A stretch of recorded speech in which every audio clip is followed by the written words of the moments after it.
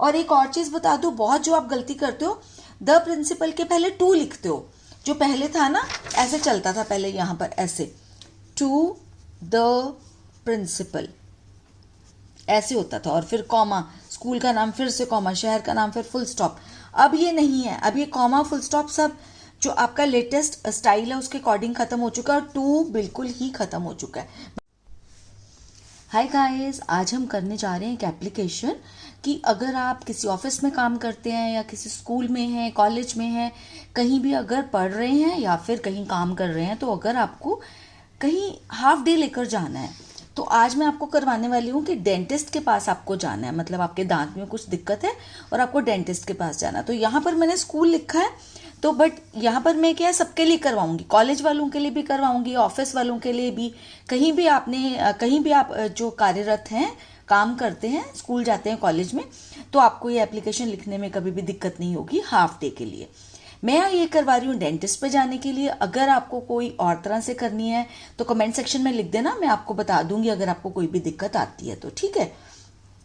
तो इसमें क्या है, write an application to the principal of your school, कि अपने प्रिंसिपल ऑफ स्कूल जो है आपके, उनको एप्लीकेशन लिखो, रिक्वेस्टिंग हिम और हर, ये स्लैश का मतलब होता है और। तो अगर तो आपके प्रिंसिपल जो है वो मेल मेंबर हैं तो हिम लिखेंगे, मतलब सर हैं, तो अगर मैम है तो हर लिखेंगे, ठीक है। To grant you leave for half day as you have an appointment with a dentist, आपको वो हाफ डे दे दें ताकि क्योंकि आपकी अपॉइंटमेंट है एक डेंटिस्ट के साथ, ठीक है। तो चलिए स्टार्ट करते हैं एप्लीकेशन। सबसे पहले एप्लीकेशन में हम ऊपर लिखते हैं डेट। ये जो डेट है हम एंड में भी लिख सकते हैं, जैसे एंड में हमारा एप्लीकेशन खत्म होती है यहाँ पे, यहाँ भी लिख सकते हैं, ऊपर भी लिख सकते हैं, दोनों तरह से ही ये ठीक होता है, ठीक है। तो उसके बाद एक लाइन छोड़नी है आपने। ये जो है ना, ये आप सोच लीजिए मार्जिन है आपका यहाँ पर सारा, ठीक है। ये जो मार्जिन समझ लो, तो ये जो मार्जिन के बिल्कुल साथ लिखना, आपने जगह नहीं छोड़नी इसमें, ठीक है। तो ये सपोज कर लो कि ये मार्जिन है आपका, तो यहाँ पे मार्जिन के साथ आपने लिखते चले जाना। मार्जिन है, होप यू अंडरस्टैंड, वो जो यहाँ नोटबुक में होता है या फिर पेपर में होता है, ठीक है।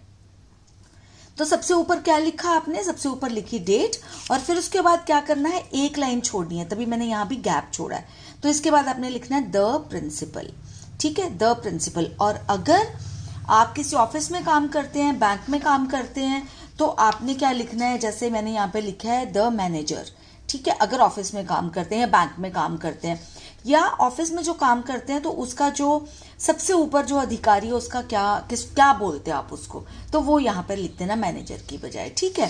तो उसके बाद मैंने लिखा है यहाँ पर स्कूल का नाम, माउंट कार्मेल स्कूल। आप जिस स्कूल में पढ़ते हैं, जिस कॉलेज में पढ़ते हैं, जिस ऑफिस में हैं, उसका नाम आप यहाँ पे लिख देंगे। जैसे कि मैंने यहाँ पर लिखा है the manager, state bank of India. अगर आप किसी बैंक में काम करते हैं, स्टेट बैंक ऑफ इंडिया में काम करते हैं, तो यही लिखना है। नहीं तो फिर जहां पर आप जिस ऑफिस में काम करते हो, वो वाला जो जिस कॉलेज में पढ़ते हो उसका नाम आपने यहाँ पर लिखना है। और उसके नीचे क्या है, सिटी का नाम। जैसे मैंने चंडीगढ़ लिखा है, तो जिस सिटी में है आप उस सिटी का नाम आपने लिखना है। और उसके बाद फिर से क्या करना है, एक लाइन आपने छोड़नी है, you have to leave one line here also, ठीक है। और एक और चीज बता दो, बहुत जो आप गलती करते हो, द प्रिंसिपल के पहले टू लिखते हो। जो पहले था ना, ऐसे चलता था पहले यहाँ पर, ऐसे टू द प्रिंसिपल ऐसे होता था, और फिर कॉमा, स्कूल का नाम फिर से कॉमा, शहर का नाम फिर फुल स्टॉप। अब ये नहीं है, अब ये कॉमा फुल स्टॉप सब जो आपका लेटेस्ट स्टाइल है उसके अकॉर्डिंग खत्म हो चुका है, और टू बिल्कुल ही खत्म हो चुका है। मतलब ये सब चीजें खत्म हो चुकी हैं, कोई भी आपको ये कॉमा फुल स्टॉप नहीं लगाना और टू भी नहीं लिखना है, ठीक है। तो क्या हो गया यहाँ पे, इसलिए ये मैंने आपको, इसीलिए देखो आप, मैंने नहीं लगाया हुआ कॉमा फुल स्टॉप, ठीक है। उसके बाद एक लाइन छोड़ेंगे और सब्जेक्ट लिखेंगे। जब भी हम कोई एप्लीकेशन लिखते हैं, एप्लीकेशन को हम बोलते हैं फॉर्मल लेटर। तो जब भी हम कोई फॉर्मल लेटर लिखते हैं ना, तो उसमें सब्जेक्ट जरूरी होता है लिखना। तो शहर के बाद एक लाइन छोड़ना है और यहाँ पे लगाना है कोलन, ठीक है। ये 2 डॉट्स होते हैं जो।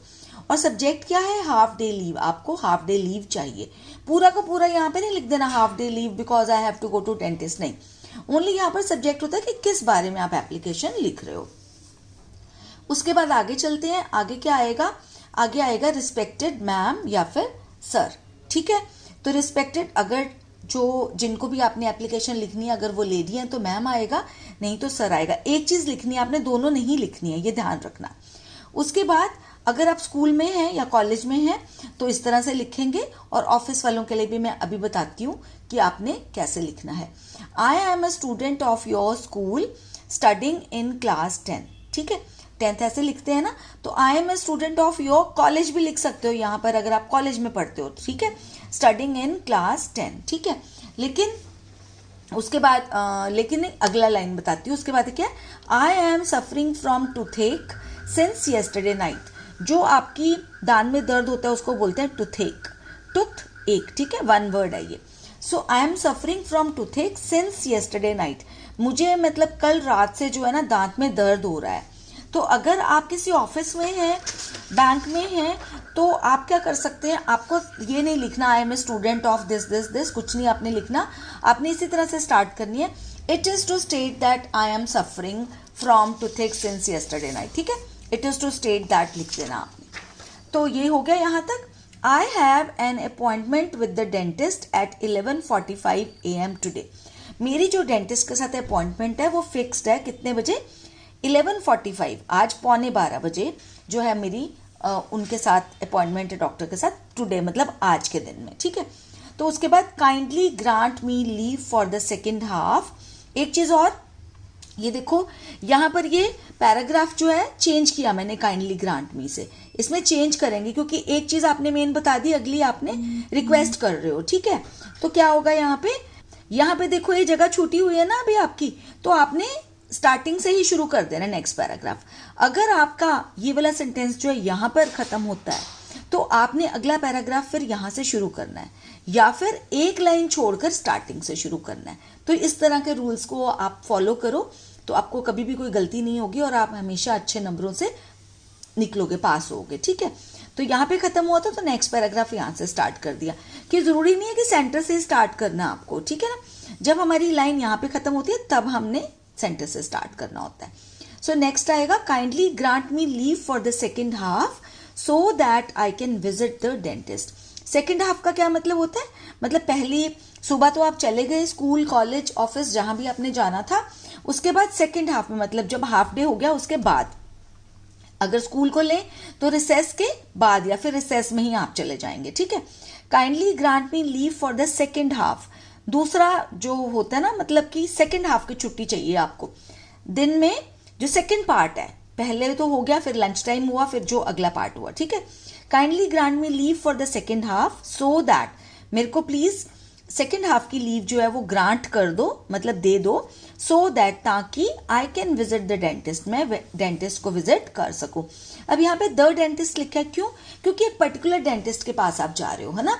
ये नहीं है ना कि भाई किसी भी डेंटिस्ट के पास चले जाओगे, आपके क्योंकि अपॉइंटमेंट फिक्स्ड है तो आप एक पर्टिकुलर डेंटिस्ट के पास ही जाओगे ना। My father will come to take me, मेरे जो फादर है वो मुझे लेने आएंगे। और अगर आप कॉलेज में हो, ऑफिस में हो, तो आपको ये वाली लाइन लिखने की जरूरत नहीं है, फिर आपकी एप्लीकेशन यहीं पर ही एंड हो जाएगी, ठीक है। नेक्स्ट लाइन में क्या लिखना है, थैंकिंग यू। अब यहाँ लाइन नहीं छोड़नी है, जैसे मैंने आपको ऊपर बताया है कि सब्जेक्ट के बाद यहाँ लाइन छोड़नी है, थैंकिंग यू, एप्लीकेशन के बाद थैंकिंग यू लिखना है और लाइन नहीं छोड़नी है, ठीक है।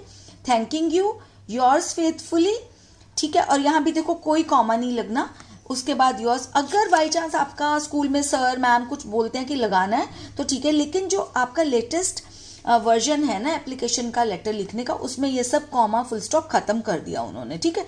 सिर्फ कॉमा फुल स्टॉप सिर्फ बॉडी ऑफ द लेटर में रहता है, जो कि मेन बॉडी होती है, ठीक है। योर्स फेथफुली, योर्स आपको पता है, ऑलरेडी मैंने बताया हुआ है कि योर्स अपॉस्ट्रॉफी नहीं लिखते हैं, योर्स सॉरी ऐसे योर्स ऐसे नहीं लिखते हैं, ठीक है। आर के बाद कई बच्चे अपॉस्ट्रॉफी लिखते हैं, कई लोग बड़े बड़े भी लिखते हैं, प्लीज ध्यान दीजिए, अपॉस्ट्रॉफी नहीं होता है। अपॉस्ट्रॉफी कहाँ पे यूज होता है, अगर हम बोलते हैं कि रीमाज बॉल, तो इसका क्या मतलब होता है, रीमा की बॉल, है ना, ये मतलब होता है ना। तो अगर हम यहाँ पर योर्स लगा देंगे तो क्या आएगा, तुम का फेथफुली, लेकिन हमने लिखना है तुम्हारा, आपका, ठीक है, आपका फेथफुली, ये होता है। तो इसलिए कभी भी ये रॉन्ग है, ये नहीं लिखना आपने, ठीक है। तो अपना नाम लिख देना, उसके बाद क्लास लिख देना और रोल नंबर लिख देना। और जो ऑफिस जाते हैं और कॉलेज वगैरह में जाते हो तो लिखेंगे क्लास और रोल नंबर वगैरह, लेकिन जो ऑफिस में है, बैंक में है, वो सब यही लिखेंगे, थैंकिंग यू, योर्स फेथफुली, और अपना नाम लिख देंगे और वहीं पर ही उनकी एप्लीकेशन हो जाएगी एंड। आई होप आप सबको ये वाली वीडियो पसंद आई होगी, क्योंकि एक बहुत ही ये ज़रूरी होती है ये वाली जो एप्लीकेशन है ना, काफ़ी बार हमें ये लिखनी पड़ती है। मैंने डेंटिस्ट पे जाने के लिए आपको बताया कि डेंटिस्ट के पास आपको जाना है। अगर आपको कोई और तरह की एप्लीकेशन चाहिए तो वो भी आप कमेंट सेक्शन में लिख देना, मैं जो है वो वाली वीडियो भी आपके लिए बना दूंगी, ठीक है।